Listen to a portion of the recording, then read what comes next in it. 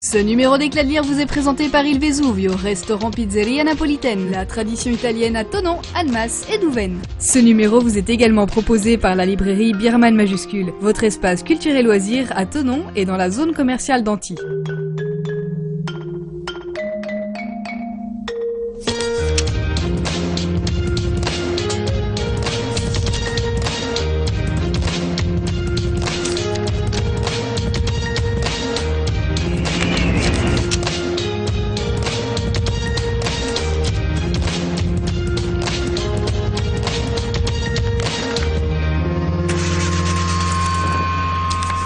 Aujourd'hui, Éclat de lire est à Thonon-les-Bains, dans le Chablais, en Haute-Savoie.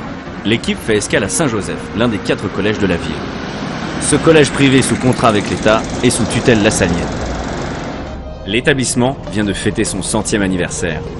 À cette occasion, un nouveau bâtiment a été inauguré avec notamment des laboratoires et un nouveau centre de documentation pour accueillir des élèves de 2 à 20 ans, souvent en fratrie.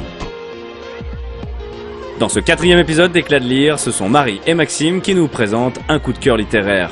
Le récit dramatique Tous les héros s'appellent Phénix et le roman d'espionnage 100 jours en enfer. Saint-Joseph, c'est un ensemble scolaire qui regroupe une école primaire d'un peu plus de 400 élèves, un collège d'un peu plus de 600 élèves et d'un lycée avec une spécificité en biotechnologie d'un peu plus de 600 élèves également. On a connu un accroissement assez important ces dernières années, on a dû reconstruire et nous nous stabilisons autour de 1700 élèves. Bonjour, je m'appelle Marie, je suis en 4e A au collège Saint-Joseph à Thonon. Bonjour, je m'appelle Marie-Noëlle, je suis professeure documentaliste au collège-lycée Saint-Joseph à Thonon-les-Bains. Aujourd'hui, je vais vous parler de Tous les héros s'appellent Phénix de Nastasia Rugani. C'est un roman réaliste, un roman d'apprentissage. C'est l'histoire de Phénix, une jeune fille de 17 ans et sa petite sœur Sacha qui a 8 ans. Ce sont 2 sœurs mais qui ont des caractères complètement opposés. Une qui est plutôt surdouée et charismatique. L'autre, la plus grande, celle de 17 ans, qui est plutôt calme et avec des airs de garçon manqué. Elles vivent avec leur mère parce que leur père est parti, elles ne savent pas où il est. Et un jour, elles croisent Monsieur Smith qui les ramène chez elles parce qu'elles ont crevé sur la route. Monsieur Smith m'a conquéri très vite le cœur de toute la famille. Donc au début tout va bien. Phénix et Sacha trouvent juste Monsieur Smith un peu autoritaire et strict. La tension augmente au fil des pages, donc l'écrivain a très bien su donner cet effet-là, sans mélodrame, sans rien du tout, mais des mots justes qui font la puissance du roman. Mais il commence à devenir violent et il frappe Phénix à plusieurs reprises. Les thèmes abordés sont quand même des thèmes forts, la maltraitance, la violence. J'ai lu ce livre en 2 heures environ. Ce livre s'adresse plutôt à des élèves de 4e.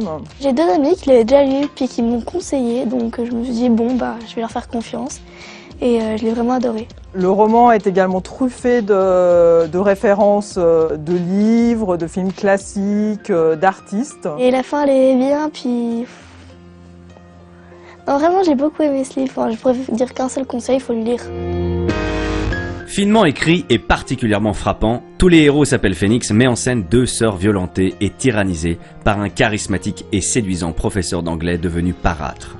Relations familiales, remariage et maltraitance sont au cœur de ce roman bouleversant, à l'écriture habile, incisive et bien dosée pour peser sans dévier dans le pathos. Car même si la fin peut certes sonner de façon un peu artificielle ou trop belle, ce roman sait se montrer noir et réaliste avec de larges descriptions avant et après les crises du despote, mais sans détails inutiles, sans voyeurisme.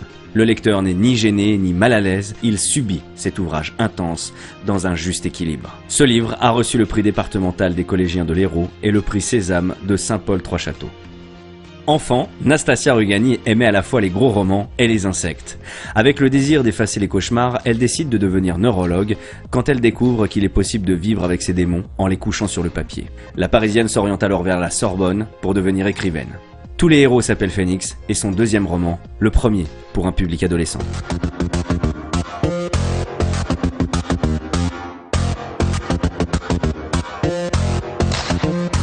Bonjour, donc je m'appelle Maxime, j'habite à Évian et je suis au collège lycée Saint-Joseph, Thonon. Je suis Sandrine, documentaliste au collège et lycée Saint-Joseph à Thonon-les-Bains. Je vais vous parler d'un livre, ça s'appelle Chérub, donc 100 jours en enfer, qui a été créé et édité par Robert Muchamore. En fait, Chérub, c'est une série qui a cartonné auprès des adolescents. L'histoire, donc c'est des agents de 12 à 17 ans qui font des missions, démantèlent des gangs. Chérub, en fait, est une agence qui recrute des adolescents espions pour le compte du gouvernement anglais, en fait. C'est un copain qui m'a conseillé de le lire, donc je l'ai pris et je l'ai lu en une soirée. J'avais fini de le lire. C'est un public qui est très ciblé, hein, c'est plutôt des garçons qui ont entre 12 et 15 ans, voilà. Mon cousin m'a demandé des nouveaux livres que j'aimais bien et j'ai tout de suite conseillé donc Chérub et il a tout de suite adoré. Avec mon cousin, on lui a tout de suite demandé de nous prêter le tome 2. Moi, en tant qu'adulte, voilà, je me suis dit c'est un bon roman qui peut accrocher les ados. Il est drôle, il y a beaucoup d'action et jamais on s'ennuie.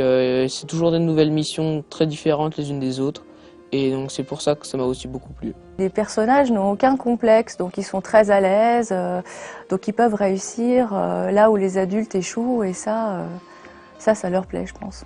Plus on avance dans la lecture, plus on a envie de le finir et on compte plus le nombre de pages.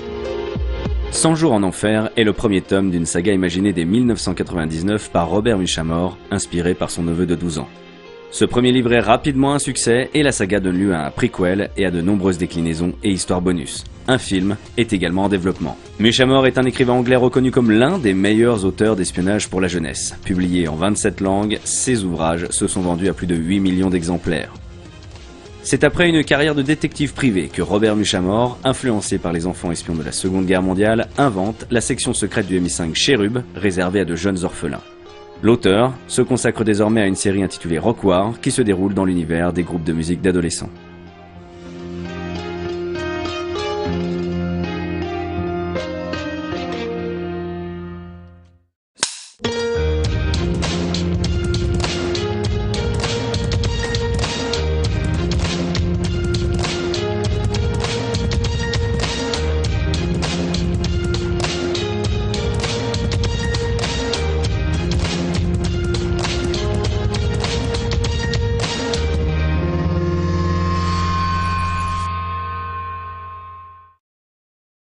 Ce numéro d'Éclat de lire vous a été présenté par la librairie Biermann Majuscule, votre espace culture et loisirs à Thonon et dans la zone commerciale d'Antique. Ce numéro vous a également été proposé par Il Vesuvio, restaurant et pizzeria napolitaine, la tradition italienne à Thonon, Annemasse et Douvaine.